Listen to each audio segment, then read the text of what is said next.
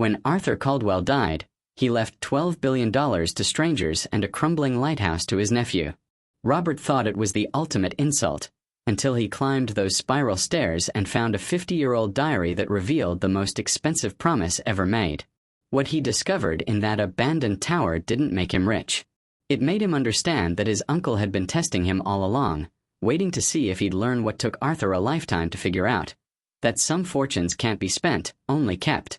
This is the story of the inheritance nobody wanted, that turned out to be worth more than $12 billion. You know, there's a particular kind of silence that falls over a room when money is involved, the heavy, expectant kind that sits on your chest like a weight.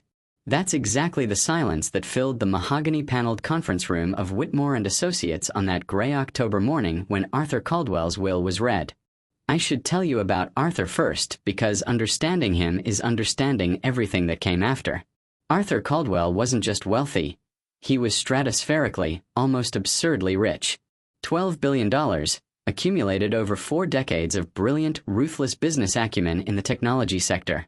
He'd built empires from algorithms, turned data into gold, and done it all while maintaining an almost monastic privacy. No interviews. No memoirs. No lavish parties or trophy wives. Just work, wealth, and an impenetrable wall around his personal life. His family, well, they were another story entirely. Gathered in that conference room were 17 relatives, ranging from Arthur's younger sister Helen, a bitter woman who'd spent 30 years resenting her brother's success, to various nephews, nieces, cousins, and their spouses, all dressed in expensive black and wearing expressions of poorly concealed anticipation. They'd come for their piece of the pie, you see. They'd tolerated Arthur's eccentricities, his coldness, his decades of emotional distance, all for this moment. Among them sat Robert Caldwell, Arthur's nephew and the closest thing the old man had to an heir. Robert was 38, handsome in that cultivated way successful people often are, with silver threading prematurely through his dark hair and a Rolex that cost more than most people's cars. He'd worked in Arthur's companies for 15 years, climbing the ladder with a combination of genuine talent and strategic family positioning. If anyone deserved the inheritance, Robert had convinced himself it was him. Thomas Whitmore, the senior partner and Arthur's attorney for 23 years, cleared his throat and adjusted his reading glasses. The room fell even quieter, if such a thing were possible. "The last will and testament of Arthur James Caldwell," Thomas began, his voice carrying the practiced solemnity of a man who delivered fortunes and disappointments in equal measure over his career. What followed was shocking in its brevity. The entire $12 billion estate, every stock, every property, every asset, was to be transferred to something called the Caldwell Foundation Holdings, a company none of them had heard of, managed by trustees Arthur had appointed privately. The family would receive nothing.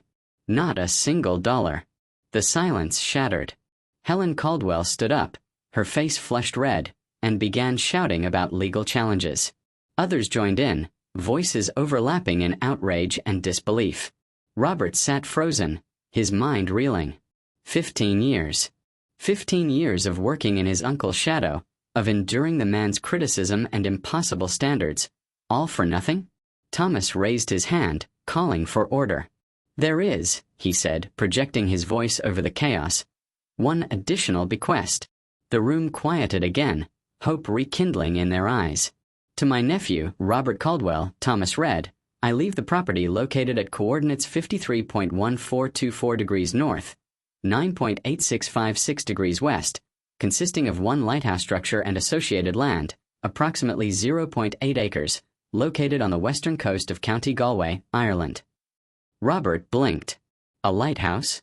A single property, probably worth a few $100,000 at most, while $12 billion went to strangers. It was an insult, a final dismissal from a man who'd never shown him warmth in life and now showed him contempt in death. "Additionally," Thomas continued, and something in his tone made Robert look up, "Mr. Caldwell has left instructions that Robert is to personally assess the property before making any decisions regarding its disposal. The estate will cover all travel expenses." That was it. The meeting dissolved into arguments and threats of litigation. Robert barely heard any of it.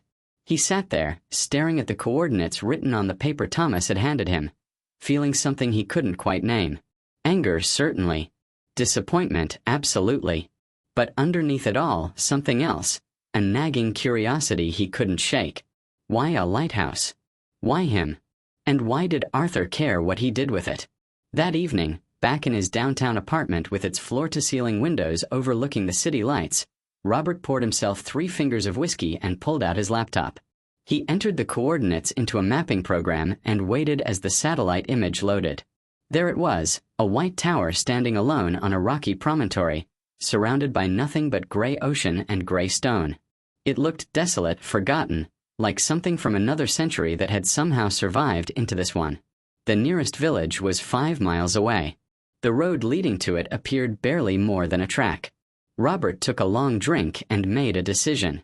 He'd go to Ireland, see this ridiculous lighthouse, and put it on the market immediately.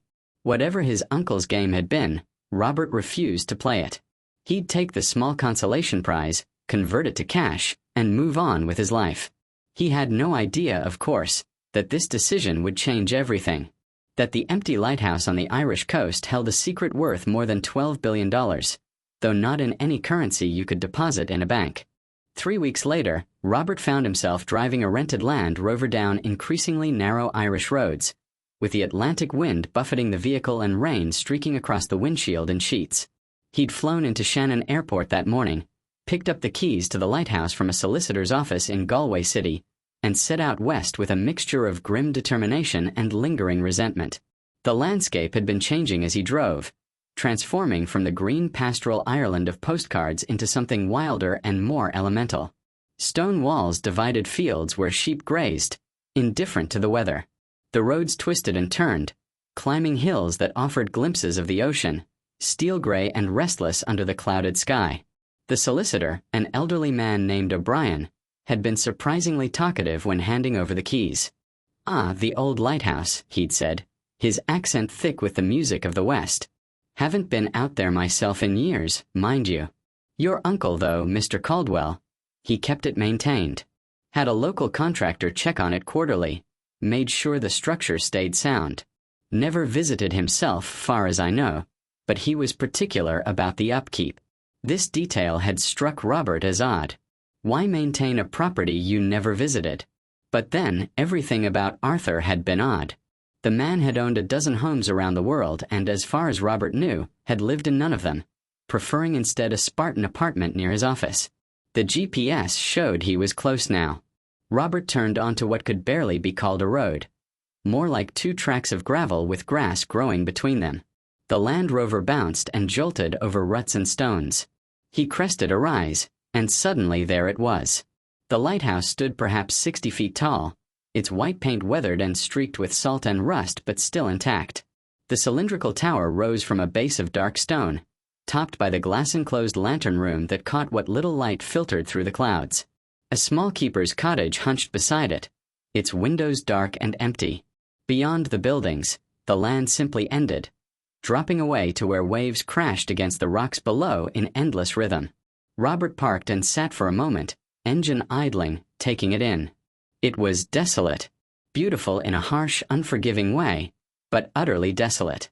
The kind of place that made you feel small and temporary, a brief flicker against the backdrop of stone and sea and sky that had been here for millennia and would remain long after you were gone. He killed the engine and stepped out into the wind. It hit him like a physical force, carrying the smell of salt and seaweed and something older, something that spoke of depths and distances beyond human reckoning. The constant sound of the waves filled everything, not quite loud enough to be overwhelming but too persistent to ignore. The lighthouse door was solid oak, reinforced with iron bands that had rusted to a deep orange-brown. Robert fumbled with the heavy key O'Brien had given him, fighting the wind that tried to tear it from his fingers. The lock was stiff but functional. With a protesting groan, the door swung open into darkness. He pulled out his phone and activated the flashlight, stepping inside. The beam illuminated a circular room with stone walls and a spiral staircase winding upward into shadows. The air was damp and cold, thick with the smell of old stone and salt.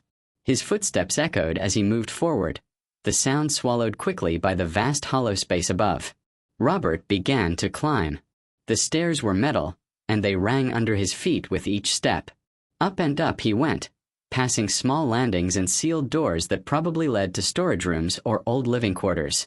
The tower felt larger on the inside than it had appeared from outside, each revolution of the spiral taking him higher while the wind howled around the structure, making the whole building emit a low, mournful sound like a giant instrument being played by the storm. Finally, he reached the top. Another door, this one wooden and warped with age. It took his shoulder against it to make it budge, and then he was in the lantern room. It was circular, surrounded by windows that looked out in all directions, though the glass was so salt-stained and dirty that the view was obscured, transforming the gray world outside into something even more ghostly and indistinct. In the center of the room stood the remains of the old lamp mechanism, a complex assembly of brass and glass, long since fallen into disuse. The floor was wooden planking, warped and water-stained. And there, tucked into the corner where the curve of the wall met a rusted metal cabinet, was something that didn't belong, a leather-bound book. Robert stood perfectly still, staring at the book as though it might vanish if he moved. The wind rattled the windows, and somewhere in the mechanism above him, metal creaked against metal, but he barely heard it. Every instinct he'd developed in his years of business, every alarm bell that rang when something seemed too convenient, too perfectly placed, was screaming at him. Yet his uncle had sent him here, had left specific instructions that he personally assess the property, had maintained this lighthouse for decades while never visiting it himself. Robert crossed the room and picked up the book. The leather was soft with age, darkened in some places by water stains but still intact. There was no title on the cover, no marking of any kind. He opened it to the first page, where a single line was written in faded ink, the handwriting young and uncertain, so different from the sharp, controlled signature he'd seen on countless corporate documents. The Journal of Arthur Caldwell, age 19. June 1968. Robert's heart began to beat faster. He turned the page and began to read, standing there in the failing light of that gray afternoon, while the ocean crashed below and the story of a man he'd never known began to unfold. June 14th, 1968. I arrived in Ireland 3 days ago with $200 in my pocket, a backpack, and absolutely no plan beyond see Europe. My friends thought I was insane to drop out of college with only a year left, but I couldn't stomach another semester of pretending to care about business administration when all I wanted was to understand what it meant to actually live, not just prepare for living. Robert felt a shock of recognition. Arthur, young, idealistic, dropping out of school? This didn't match anything he knew about his uncle, the man who'd built a technology empire through pure discipline and ruthless focus. I've been hiking the coast, sleeping rough when the weather permits, staying in hostels when it doesn't. The money's running out faster than I planned. Ireland is beautiful but expensive, at least for someone with my budget. Yesterday I got caught in a storm, a real one, not the afternoon showers I'd been dealing with, and I made what might have been the stupidest decision of my life. I saw this lighthouse on a promontory and thought I could shelter there until it passed. I nearly died getting to it. The path was treacherous, the rocks slick with rain and sea spray. I fell twice, cutting my hands and tearing my jacket. By the time I reached the lighthouse door, I was hypothermic, bleeding, and terrified. I pounded on that door with the last of my strength, not even sure if anyone was inside, just desperate for shelter. The man who answered probably saved my life. Robert turned the page, his hands trembling slightly. The handwriting continued, more cramped now, as though the young Arthur had been trying to fit as much as possible onto each page. His name is Finian Rourke, and he's the lighthouse keeper. He must be in his 60s, with a face carved by wind and sun into something that looks like the rocks outside, all weathered plains and deep lines. He didn't hesitate. Took one look at me shivering on his doorstep and pulled me inside, sat me by the stove, made me strip off my wet clothes and wrap me in blankets that smelled of wood smoke and salt. He didn't ask questions, didn't demand explanations. Just made tea, proper Irish tea, strong enough to strip paint, and added something from a flask that burned going down but spread warmth through my chest like a small sun. Only after I'd stopped shaking did he speak, and his voice was exactly what you'd expect from someone who lived alone with the sea. Deep, measured, with long pauses between thoughts. "You're lucky," he said. "That storm would have killed you out there." I stayed for 3 days. The storm raged on, and even after it passed, Finian insisted I remain until I'd fully recovered. Those 3 days changed everything for me. Robert continued reading, barely aware of the cold seeping through his clothes or the dimming light. The diary described how Arthur had helped Finian with the daily tasks of lighthouse keeping. Polishing the lens, checking the lamp mechanism, maintaining the log of ships that passed. How they'd talked during the long evenings, Finian sharing stories of his life at sea before taking the keeper's position. Arthur tentatively opening up about his fears and doubts about his future. Finian doesn't have much. His salary is minimal, and he lives in a way that would horrify my parents. No television, no telephone, only the most basic amenities. But he has something I've never seen in any of the wealthy, successful people I've known. He has peace. Complete, unshakable peace with who he is and what he's chosen. Last night, we sat in the lantern room while he tended the light, and I asked him if he ever felt lonely out here. He thought about it for a long time before answering. Lonely? No. Alone, yes, but that's different. Lonely is wanting something you don't have. I have everything I need. The work, the sea, the knowledge that what I do matters. Every night, this light goes on, and because of that, ships find their way safely past these rocks. There's purpose in that. Dignity. Most people spend their whole lives chasing after things they think will make them happy, never realizing they're looking in the wrong direction. I think I understand now why I dropped out of school. I was looking in the wrong direction. Robert's phone battery had died, plunging the lantern room into deeper darkness as the afternoon faded toward evening. He barely noticed. He'd found a small camping lantern in his rental car and retrieved it, hanging it from one of the old hooks in the ceiling, and continued reading by its harsh white light.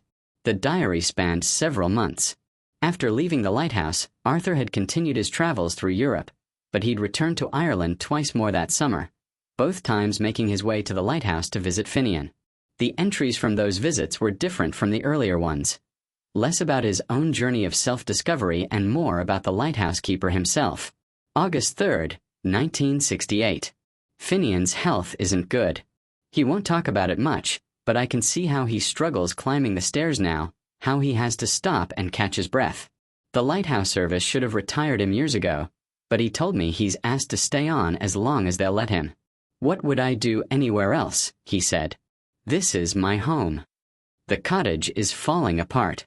The roof leaks in 3 places, and the walls are so damp that black mold grows in the corners. The lighthouse itself needs work too. The paint is peeling, the mechanism is aging, and there's been talk of decommissioning it entirely. They're installing automated systems in the newer lighthouses, and the old ones like this are becoming obsolete. Finian is terrified they'll shut it down. Not because of losing his job, he'd get his pension, but because he believes it still matters. These rocks have claimed 30 ships that I know of, he told me, pointing out at the dark water. Before the lighthouse was built, before someone stood watch here every night, people died on these stones. As long as I'm here, as long as this light burns, I'm keeping that from happening. The day they turn it off, the day no one's watching, that's when the sea will take someone again. Robert found himself looking out at those same rocks, visible now only as darker shapes against the black of the water, where moonlight occasionally caught the white foam of breaking waves. He'd thought Finian's conviction was just superstition, the eccentricity of an old man living in isolation. But standing here now, feeling the immensity of the ocean and the fragility of the light held against it, he wasn't so sure. August 22nd, 1968. My last visit before heading back to America. I've decided to return to school, but with a different perspective. I'm going to finish my degree, but I'm going to do it my way. I'm going to learn everything I can about business, about building wealth, but not for its own sake. Money is a tool, and I want to master it the way Finian has mastered keeping the light. I told him about my plans, and he listened with that patient attention he gives everything. When I finished, he smiled, the first time I've seen him really smile, and said, "Good. The world needs people who understand that wealth is responsibility, not reward." We stood in the lantern room for the last time together, watching the beams sweep out across the water, and I made him a promise. I don't know why I said it. It came from some place deeper than thought, some instinct that knew this was important. Someday, I told him, when I've made my fortune, I'm going to buy this lighthouse. I'll make sure it's never shut down, never forgotten. Whatever it takes, I'll preserve it. Finian looked at me for a long moment, his old eyes searching my face. Then he nodded once, as if accepting a debt. If you're the man I think you're becoming, he said, you'll remember that promise. Not because you owe me anything, but because you'll understand why it matters. That was the last entry from 1968. The next page held a single entry, dated 20 years later, the handwriting now the controlled, precise script Robert recognized. October 15th, 1988. Finian Rourke died yesterday. The lighthouse was decommissioned 3 years ago, automated and put up for sale. He lived in the keeper's cottage until the end, maintaining the structure even though the light no longer burned officially. The locals told me he would climb the tower every evening and light a lantern in the room, keeping his watch even when no one asked him to. I never forgot my promise. I tried to buy the lighthouse when they first decommissioned it, but the bureaucracy was impossible, and I was only just beginning to accumulate real wealth. I failed him. By the time I had the resources to make it happen, by the time I'd navigated the Irish government's property sales process, he was gone. I purchased the lighthouse today. I'm too late to keep my promise to Finian in person, but I can keep it in spirit. This place will never be abandoned, never torn down, never forgotten. I'm setting up a trust to maintain it in perpetuity. It will stand as a testament to a man who understood something I'm still learning. That integrity isn't about grand gestures or public recognition, but about keeping faith with the quiet promises we make in private moments. I'll never tell anyone about this. My family wouldn't understand. They see wealth as something to be displayed, enjoyed, consumed. But some things aren't for show. Some promises are kept in silence, because their value isn't in the recognition but in the keeping itself. Robert closed the diary and sat down on the floor of the lantern room, his back against the wall, his mind reeling. $12 billion. All that money going to a foundation he didn't control, to trustees who would carry out Arthur's vision, whatever that was. And this lighthouse, this promise kept across decades, left to him. Why? Why had Arthur given him this? And then, slowly, he began to understand. The sun rose over the Atlantic, painting the water in shades of gold and pink that Robert had never seen in any city. He'd stayed in the lighthouse all night, sitting in the lantern room, thinking about promises and wealth and what it meant to have integrity when no one was watching. He'd called his assistant at some point after midnight, waking her up to ask a strange question. Find out everything you can about the Caldwell Foundation holdings. I want to know what it does. Her response had come an hour ago, in a detailed email that Robert read 3 times on his phone. The Caldwell Foundation Holdings was a complex web of trusts and charitable foundations, all structured to continue in perpetuity. The money funded research into clean technology, provided scholarships for first-generation college students, supported marine conservation, and endowed chairs at universities. It was quietly funding dozens of projects that would never bear Arthur Caldwell's name but would change countless lives. His uncle had spent 40 years accumulating wealth for the sole purpose of giving it away in ways that would outlast him. The $12 billion wasn't a fortune to be spent. It was a promise to be kept over and over, long after Arthur was gone. And this lighthouse? This was the test. The question Arthur had left him. Would Robert understand? Would he honor a promise that cost him something, that brought no recognition, no profit, no advantage? Or would he do exactly what he'd planned? Sell it off and move on. Robert stood up, his joints stiff from sitting on the cold floor all night, and walked to the windows. The glass was so filthy he could barely see through it, salt and grime built up over years. He tried to open one of the windows, fighting rusted hinges, until finally it gave way with a shriek of metal. Fresh air poured in, cold and clean, carrying the cry of seabirds and the eternal rush of the waves. He pulled out his phone and called O'Brien, the solicitor. I need contractors, he said without preamble. Good ones. I want to restore this lighthouse, not just maintain it, restore it completely. And I want to do it right. O'Brien was quiet for a moment. That's going to be expensive, Mr. Caldwell.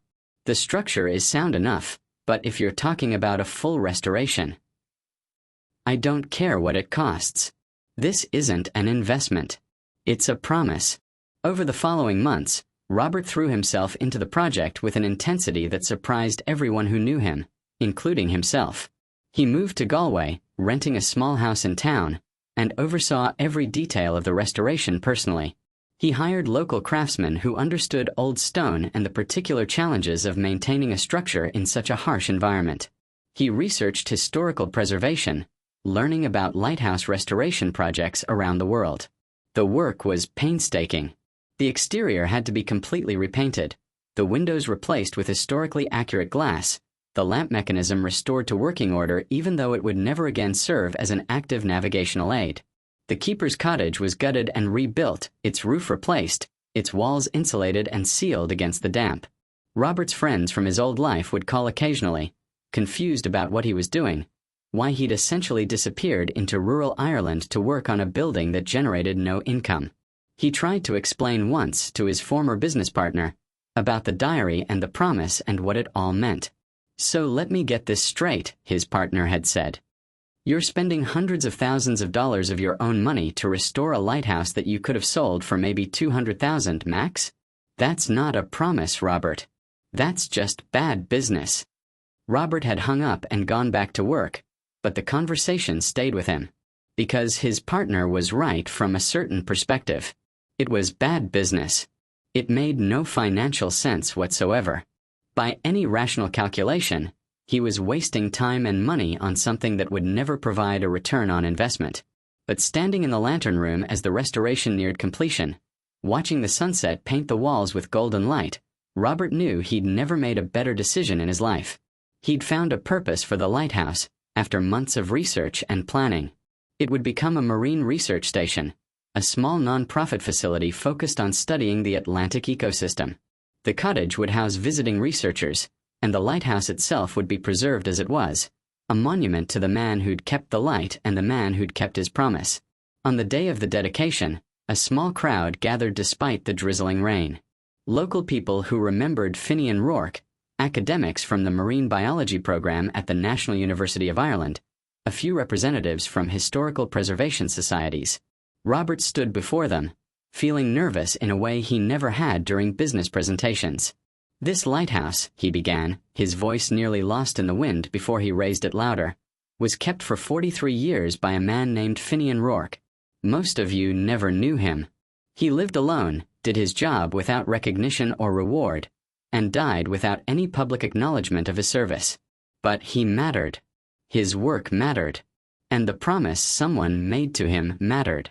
He paused, looking up at the tower he'd spent 9 months restoring. My uncle, Arthur Caldwell, could have done anything with his wealth. He could have built monuments to himself, put his name on buildings, ensured he'd be remembered. Instead, he kept a quiet promise made to a lighthouse keeper 50 years ago. He taught me that the measure of wealth isn't what you accumulate, but what you honor. The quiet fortune isn't money. It's integrity when no one's watching. That evening, after everyone had left, Robert climbed the spiral stairs one last time. The lamp mechanism had been restored to working order, not as a navigational aid but as a symbol. He switched it on, and the light blazed to life, its beams sweeping out across the darkening water just as it had for over 100 years. He pulled out the diary he'd found that first day, which he now kept in a waterproof case, and opened it to the last page Arthur had written. Below that final entry, he added his own. November 12th, 2024. The promise has been kept. Not just Uncle Arthur's promise to Finian, but a new promise I'm making now, to honor the quiet fortunes in life, the obligations we accept not for reward but because they matter. This lighthouse will stand. The work will continue. And somewhere, I hope both Finian and Arthur know that some things are worth more than $12 billion. Some things are priceless precisely because they cost us something. He closed the diary and stood watching the light sweep across the water, thinking about the journey that had brought him here.